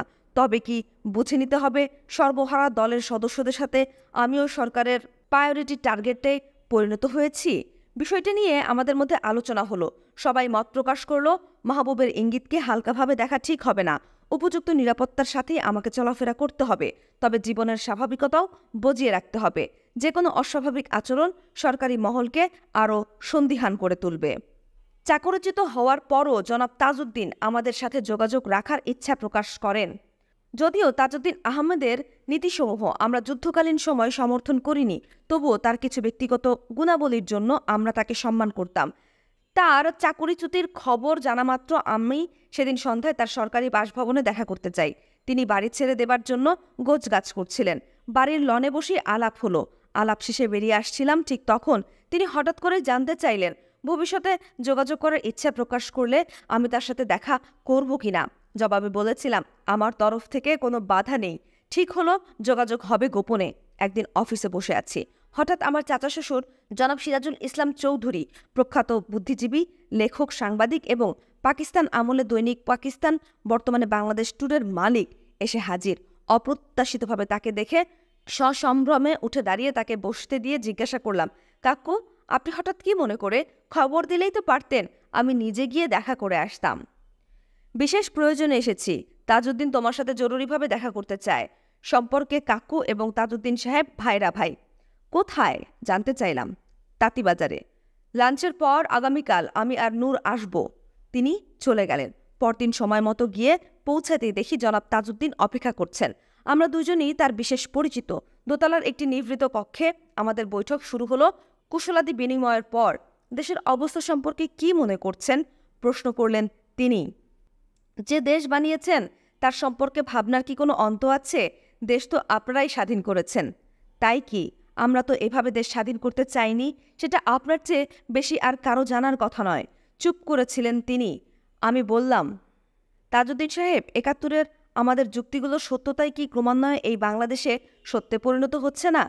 যাক, অতীত নিয়ে আলোচনা না করে বলেন কেন ডেকে পাঠিয়েছেন? সরাসরি প্রশ্ন করলাম তাকে। দেশটাকে বাঁচাতে হবে। অবশ্যই, তবে কি করে? জনগণের মুক্তি আনা সম্ভব সমাজতন্ত্রের মাধ্যমেই। এ বিষয়ে বিতর্ক রয়েছে। সারা জীবন আপনারা বুর্জুয়া রাজনীতি করে এসে এখন সমাজতন্ত্র করবেন, সেটা কি করে সম্ভব? আর জনগণই তা বিশ্বাস করবে কেন? আওয়ামী লীগ তো একটা বুর্জুয়া সংগঠন। শেখ মুজিব কেন? কেউই এই দলের মাধ্যমে প্রকৃত সমাজতন্ত্র স্থাপন করতে পারবে না। আপনিও এই সত্য এতদিনে নিশ্চয়ই অনুধাবন করেছেন। আর সবচেয়ে বড় কথা হলো, বাংলাদেশের জনগণের সম্মুখে সমাজতন্ত্রের নামে আপনারা যে বিভীষিকা তুলে ধরেছেন তাতে আগামী 50 বছরেও সমাজতন্ত্রের কথা শুনলেই এদেশের লোক আঁতকে উঠবে। তাছাড়া গ্রামেগঞ্জে সাধারণভাবে ঘুরে যে অভিজ্ঞতা হয়েছে তার আলোকে বলবো, আমাদের জনগণ সাম্প্রদায়িক নয়, এটা ঠিক, তবে তারা সমভাবেই ধর্মভীরু। আপনারা আপনাদের রাষ্ট্রীয় 4 নীতির কোনোটাই গ্রহণযোগ্য করে তুলতে পারেননি আপামর জনসাধারণের কাছে। বাংলাদেশ বলতে ঢাকা চিটাগাং বোঝাচ্ছি না, বোঝাচ্ছি 64,000 গ্রাম, যেখানে বাস করে 95% লোকজন। সমাজতন্ত্রের তত্ত্ব এদেশের গণমানুষের কতটুকু উপকার করতে পারবে তা জানি না, তবে অল্প বিদ্যায় যতটুকু বুঝি এদেশের লোকজনকে নজর আন্দাজ করার অবকাশ নেই। উপর থেকে তাদের উপর জোর করে কিছু চাপিয়ে দেওয়া সম্ভব নয়। তাছাড়া মানুষ রক্ত মাংসের গড়া, তার জৈবিক এবং বাঁচার চাহিদার পাশাপাশি মনের এবং আত্মিক চাহিদাও রয়েছে। মানুষ মেশিন নয়। এই সত্যবাদ দিয়ে কিছু করলে সেটা হবে নেহায়েত ক্ষণস্থায়ী। থাক, তা আপনি বলুন, আপনার রাজনৈতিক পরিকল্পনা কি? আপনি একজন সুশিক্ষিত সৎ ব্যক্তি। আপনার রাজনৈতিক দর্শনের সাথে একমত না হলেও এতটুকু আস্থা রাখতে পারেন, আমরা আপনাকে একজন ভালো মানুষ বলেই মনে করি। আর একটা কথা আপনাকে স্পষ্ট করে বলতে চাই, বাংলাদেশের স্বাধীনতা সংগ্রামে ভারত আমাদের জন্য যদি কিছু করে থাকে তবে সেটা তার স্বার্থেই সে করেছে। তবুও আমরা তাকে কৃতজ্ঞতা জানাবো জাতি হিসেবে। কিন্তু ভারত এবং সোভিয়েত ইউনিয়ন কি করে আমাদের সহায়ক শক্তি হতে পারে? সেটা তো তাদের নিজস্ব স্বার্থের পরিপন্থী। এদের প্রতি আপনি দুর্বল, কথা সবাই জানে। এ ব্যাপারে আপনার কাছ থেকে আপনার অভিমত আমরা জানতে চাই। আর সমাজতন্ত্রের দর্শন অনুযায়ী এটা কায়েম করা যায় শুধুমাত্র সর্বহারা দলের নেতৃত্বে। আপনার দল কোনটি সেটাও আমাদের জানা দরকার। গম্ভীরভাবে আমার বক্তব্য শুনে যাচ্ছিলেন জনাব তাজউদ্দিন। রাজনীতি নিয়ে এটাই ছিল আমাদের প্রথম বিশদ আলোচনা। রাজনৈতিকভাবে আপনারা সবাই কি এতটা সচেতন? সবাই বলতে আপনি কি বোঝাতে যাচ্ছেন সেটা জানি না, তবে সেনাবাহিনীর একটা বৃহৎ অংশ রাজনৈতিকভাবে অবশ্যই সচেতন। খুব খুশি হলাম জেনে। I can see some silver lining over the dark clouds. সমাজতন্ত্রের নীতিতে আমি বিশ্বাসী, তবে সমাজতন্ত্রের বাস্তবায়ন পদ্ধতি সব দেশেই সে দেশের বাস্তব পরিস্থিতির ওপর ভিত্তি করে বের করতে হয়। ভারত একটি সমাজতান্ত্রিক দেশ। তাদের দেশের অর্থনীতিতে সমাজতন্ত্রের যে প্রভাব রয়েছে সেটা অবশ্যই সোভিয়েত মডেলের নয়। গণতান্ত্রিক নীতিতে বিশ্বাসী দেশ ভারত নীতিগতভাবে আমাদের জাতীয় মুক্তি সংগ্রামে সাহায্য করেছে এবং সোভিয়েত ইউনিয়নের বেলায়ও এই কথাই বলা চলে। সারা পৃথিবীর বিভিন্ন দেশের মুক্তি সংগ্রামকে এগিয়ে নিয়ে যেতে সোভিয়েত ইউনিয়ন সব রকম সাহায্য করে চলেছে। রুশ বিরোধিতার মূলে কাজ করছে সাম্প্রদায়িকতা ও সাম্রাজ্যবাদী শক্তি। তাদের এই চক্রান্ত কি দেশের জন্য মঙ্গল বয়ে আনবে? দেখেন স্যার, আমি সে সমস্ত মানুষের মনোভাব আপনাকে জানিয়েছি যারা সাম্প্রদায়িক সাম্রাজ্যবাদী শক্তি এই দুটো শব্দ ঠিকমতো উচ্চারণও করতে পারে না। বোঝা তো দূরের কথা। এ সমস্ত আলোচনা তো শহুরে তথাকথিত বুদ্ধিজীবী সমাজের মাঝেই সীমিত। তারা জনগণের 1 কিংবা 2%ও নন। আমরা মনে করি ভারত প্রকৃত অর্থে গণতান্ত্রিক দেশ নয়। গণতন্ত্রের নামাবলী গায়ে চড়িয়ে সেখানে গত 25 বছর ধরে চলছে এক পার্টির তথা এক পরিবারের শাসন। শ্রীমতী ইন্দিরা গান্ধী অখণ্ড ভারত নীতির বাস্তবায়নের জন্য পাকিস্তানকে দ্বিখণ্ডিত করার পূর্ণ সুযোগ গ্রহণ করেছিল। অনেকেই তাকে সমর্থন করেছেন, কিন্তু আজ কিছুতেই বাংলাদেশ স্বাধীন স্বনির্ভর দেশ হিসেবে ভাইভাল হয়ে উঠুক সেটা ভারতের কেন্দ্রীয় সরকার কোনো মতেই সমর্থন করতে পারে না। পরিবর্তে তারা চেষ্টা করবে আমাদের অর্থনীতিকে ভারতের অর্থনীতির সাথে আষ্টেপৃষ্ঠে জড়িয়ে আমাদের উপর তাদের রাজনৈতিক নিয়ন্ত্রণ নিশ্চিত করতে। মানে আমাদের অবস্থা হতে হবে ভুটান বা সিকিমের মতো। এতে করে ভারতের অভ্যন্তরে কেন্দ্রীয় শোষণের বিরুদ্ধে বিভিন্ন অঞ্চলে যে সমস্ত জাতীয়তাবাদী আন্দোলনের অঙ্গার আজ জ্বলে উঠেছে তাদের চোখে আঙ্গুল দিয়ে দেখিয়ে দেয়া যাবে যে স্বাধীন সত্তা হিসেবে ভারত থেকে বিচ্ছিন্ন হয়ে উপমহাদেশের কোনো জাতির পক্ষেই আজ স্বতন্ত্রভাবে বেঁচে থাকা সম্ভবপর নয়। ভারতের অজ্ঞাধীন হয়েই বেঁচে থাকতে হবে আমাদের। বাংলাদেশকে সব ব্যাপারে তাদের ওপর নির্ভরশীল করে তুলতে পারলে ওই সমস্ত জাতীয়তাবাদী আন্দোলনে ভাটা পড়বে। আর আমরা যদি স্বয়ংসম্পূর্ণ জাতি হিসেবে মাথা উঁচু করে বিশ্বের বুকে দাঁড়াতে সক্ষম হই তবে সেই সমস্ত জাতীয়তাবাদী সংগ্রামের অঙ্গার দাবানলে পরিণত হয়ে ভারতকে টুকরা টুকরা করে ফেলবে অল্প সময়ের মধ্যেই। অখণ্ড ভারতের স্বপ্ন কর্পূরের মতো উড়ে যাবে। যেখানে বিভিন্ন অঞ্চলগুলো আজ ভারতীয় কেন্দ্রীয় দুঃশাসনের নিষ্পেষণে জর্জরিত, সেখানে তাদের অঙ্গরাজ্যে পরিণত হলে আমাদের অবস্থার কি হবে? বরং অধুনাকালে ঔপনিবেশিক শক্তি দ্বারা তৈরি আজকের ভারত যদি সনাতন রূপ পরিগ্রহ করে তবেই আমাদের লাভ, শুধু আমাদেরই নয়, এই ভূখণ্ডের বিভিন্ন জাতিসত্তারও লাভ। বহিঃশক্তির শোষণ টিকিয়ে রাখার জন্য উপমহাদেশের স্বাধীন রাজ্যগুলোকে একত্রিত করে অখণ্ড ভারত সৃষ্টি করার ফলেই আজ বিকশিত হচ্ছে জাতীয়তাবাদী আন্দোলনগুলো। এই দ্বন্দ্বের অবসানের মাধ্যমেই একমাত্র সম্ভব এই অঞ্চলে সত্যিকারের স্থিতিশীলতা অর্জন করা। এর কোনো বিকল্প নেই। ভারত একটি বহুজাতিক দেশ, সেটাই বাস্তবতা। আমার বক্তব্য শুনে জনাব তাজউদ্দিন বললেন, ভবিষ্যতে এই বিষয়ে আরও আলোচনা হওয়া প্রয়োজন। তার রাজনৈতিক দল হিসেবে জাসদের প্রতি ইঙ্গিত করলেন তিনি। জবাবে আমি বলেছিলাম, জাসদ অবশ্যই আজ সরকার বিরোধী সংগ্রামে একটি অগ্রণী ভূমিকায় আছে। তারা বৈজ্ঞানিক সমাজতন্ত্রের কথাও বলছে, কিন্তু আওয়ামী লীগ থেকে হঠাৎ করে বেরিয়ে আসা এই দল সৃষ্টিকারীরা সত্যিই কি সমাজতন্ত্রী? তাদের নেতৃত্বের প্রায় সবারই আগমন ঘটেছে বুর্জুয়া কিংবা পেটি বুর্জুয়া শ্রেণী থেকে। কতটুকু তারা নিজেদের ডিক্লাস করতে সক্ষম হয়েছে সেটা ভবিষ্যতেই বলতে পারবে। ঠিক এই মুহূর্তে জাসদকে একটি সর্বহারার দল হিসেবে চিহ্নিত করার কোনো যুক্তিসঙ্গত কারণ নেই। এভাবেই সেদিনের বৈঠক শেষ হয়ে যায়। ভবিষ্যতে আবারও আলোচনায় বসব ঠিক করে আমরা বেরিয়ে এসেছিলাম। তত্ত্বগত দিক থেকে জাসদের নেতৃবৃন্দেরও একটি অংশ সোভিয়েত ইউনিয়নকে একটি সমাজতান্ত্রিক দেশ এবং ভারতকে একটি গণতান্ত্রিক দেশ বলে মনে করত। তাদের ধারণা অনেকটা জনাব তাজউদ্দিনের মতোই, মানে রুশ এবং ভারত বাংলাদেশের গণমুক্তি এবং সমাজতন্ত্র প্রতিষ্ঠার ক্ষেত্রে সহায়ক শক্তি। কিন্তু জাসদের সাধারণ সদস্যদের বৃহৎ অংশই ছিলেন ভারত বিরোধী।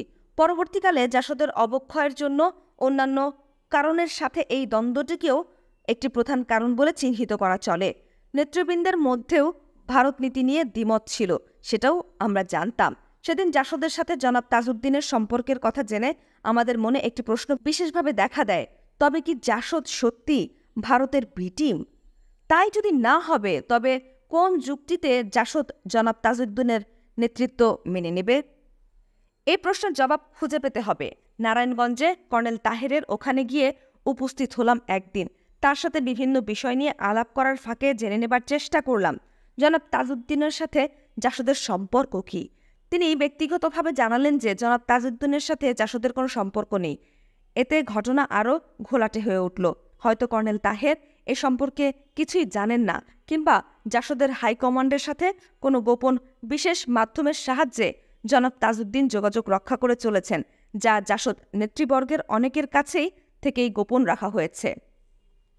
আমাদেরই আর একজন জনাব শাহজাহানও একই জবাব দিয়েছিল, জাসদের সাথে জনাব তাজউদ্দিনের পার্টিগত কোনো সম্পর্ক নেই। কয়েকদিন পর জনাব তাজউদ্দিনের সাথে আমাদের দ্বিতীয় বৈঠক হয়। সেই বৈঠকে ভারত বাংলাদেশ সম্পর্ক নিয়ে আলোচনা হয়। আমি গত বৈঠকের জের টেনে বললাম, বাংলাদেশের 3টি জিনিস ভারত কখনো মেনে নিতে পারবে না। 1. বাংলাদেশে স্বাধীন অর্থনীতি গড়ে উঠুক। 2. বাংলাদেশে একটি ইসলাম শাসন ব্যবস্থা কায়েম হোক। 3. পূর্ব ও পশ্চিম বাংলা এক হয়ে একটি ভিন্ন রাষ্ট্রের সৃষ্টি হোক। এ ব্যাপারে তার মতামত জানতে চাইলে জনাব তাজউদ্দিন বলেন, ভারত উপমহাদেশ তুলনামূলকভাবে একটা পরাশক্তি। এই সত্যকে পরিহার করলে বাংলাদেশের অস্তিত্বই বিপন্ন হবে। আমাদের বেঁচে থাকার জন্যই ভারতের সাথে একটা সৌহার্দ্যমূলক সম্পর্ক বজিয়ে চলতে হবে। উদাহরণস্বরূপ তিনি নেপালকে তুলে ধরেছিলেন। তিনি বলেছিলেন, নেপালের সাথে অর্থনৈতিক ক্ষেত্রে ভারতের সম্পর্ক অত্যন্ত গভীর। বহুলাংশে নেপাল অর্থনৈতিক বিষয়ে ভারতের ওপর নির্ভরশীল। তাই বলে নেপালের স্বাধীনতা ও সার্বভৌমত্বের উপর তো ভারত হস্তক্ষেপ করেনি। জবাবে আমি বলেছিলাম, নেপাল একটি হিন্দু রাষ্ট্র। আমার জানা মতে নেপালের অভ্যন্তরীণ রাজনীতিতে ভারতের প্রভাব অত্যন্ত প্রচণ্ড। কিন্তু নেপাল ও বাংলাদেশ কি এক? বাংলাদেশ 10 কোটি মুসলমানের দেশ, এটাও তো একটা বাস্তব সত্য। এ জাতি সশস্ত্র সংগ্রাম করেছে পাকিস্তানের শোষকদের নিয়ন্ত্রণ থেকে বেরিয়ে এসে স্বাধীনতা লাভ করার জন্য, দিল্লির নিয়ন্ত্রণ মেনে নেয়ার জন্য নয়। অস্তিত্ব হবে সম্পূর্ণ এবং প্রকৃত অর্থে স্বাধীন স্বকীয়তায়। সেটাই এদেশের জনগণের আশা ও অঙ্গীকার। জনগণের এই চেতনাকে সাংগঠনিক রূপ দিতে পারলে ভারত যত বড় শক্তিধর হোক না কেন আমাদের সিকিম বানাতে পারবে কি? 10 কোটি লোককে জাতীয়তাবাদী চেতনায় উদ্বুদ্ধ করে তুলে তাদের সংগঠিত করে যে কোনো বহির্শক্তি আগ্রাসনের বিরুদ্ধে বাংলাদেশকে একটি দুর্ভেদ্য দুর্গে পরিণত করে গড়ে তোলা অবশ্যই সম্ভব, এবং সে চেষ্টাই কি করা উচিত নয় প্রতিটি দেশপ্রেমিক সচেতন নাগরিকের? এর জবাবে জনাব তাজউদ্দিন সাহেব কিছু বলেননি। তার সাথে দুদিনের আলোচনায় একটা জিনিস পরিষ্কার বোঝা গেল, ভারত সম্পর্কে তার একটা বিশেষ দুর্বলতা কিংবা বাধ্যবাধকতা রয়েছে, যার বাইরে তিনি যেতে পারছেন না। এই দুর্বলতা কিংবা বাধ্যবাধকতা সম্পর্কে তিনি কখনোই আমাদের কিছু বলেননি। পরবর্তী বৈঠকগুলোতে আমরাও তাকে আর বিব্রত করিনি ভারত সম্পর্ক উত্থাপন করে। শ্রোতা বন্ধুরা, পর্বটি যদি শুনে ভালো লাগে আপনাদের, তাহলে অবশ্যই কমেন্টসে জানাতে ভুলবেন না এবং পরবর্তী পর্ব পেতে আমাদের audio books by Book Bank subscribe করবেন। ধন্যবাদ সবাইকে।